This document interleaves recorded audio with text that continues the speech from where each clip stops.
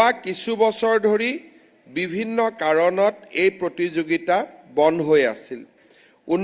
আজিৰ পৰা 200 বছৰ আগতে আহতগুৰিত মহ যুঁজ প্ৰতিযোগিতা আৰম্ভ হৈছিল।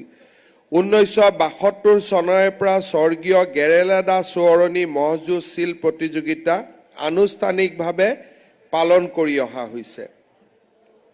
দেশৰ উচ্চতম ন্যায়ালয়ে 2014 চনত দিয়া এটা ৰায়দানৰ বাবে আজি কেইটামান বছৰ আহতগুৰিৰ এই পৰম্পৰাগত মহ যুঁজৰ এক বিৰতি হৈছিল।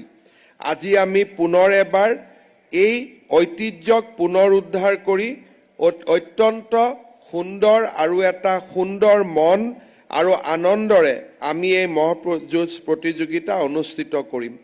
মই ৰাইজক অনুৰোধ কৰিম, এই মহ যুঁজ প্ৰতিযোগিতা অনুষ্ঠিত কৰিবলৈ যাওঁতে ৰাজ্য চৰকাৰে আপোনালোকৰ বাবে নিৰ্ধাৰণ কৰি দিয়া SOP যাতে আমি পালন কৰোঁ আৰু লগতে এই যুঁজৰ পৰিণাম স্বৰূপে কোনো যাতে মহৰ ক্ষতি নহয়, শাৰীৰিকভাৱে তেওঁলোক যাতে অসুস্থ নহয়, তাৰ প্ৰতিও মই দৃষ্টি ৰাখিবলৈ আটাইকে অনুৰোধ জনাইছোঁ। পুনৰ এবাৰ অসমৰ পৰম্পৰাগত সম্পদসমূহক আমি পুনৰ এবাৰ ৰাইজৰ মাজলৈ লৈ যাবৰ বাবে কৰা প্ৰচেষ্টাক মই ধন্যবাদ জনাইছোঁ আৰু এনেধৰণে আমি অসমীয়া জাতিটোৰ বিজয় ধ্বজা বিশ্বৰ বুকুত উৰুৱাবলৈ সক্ষম হ'ম।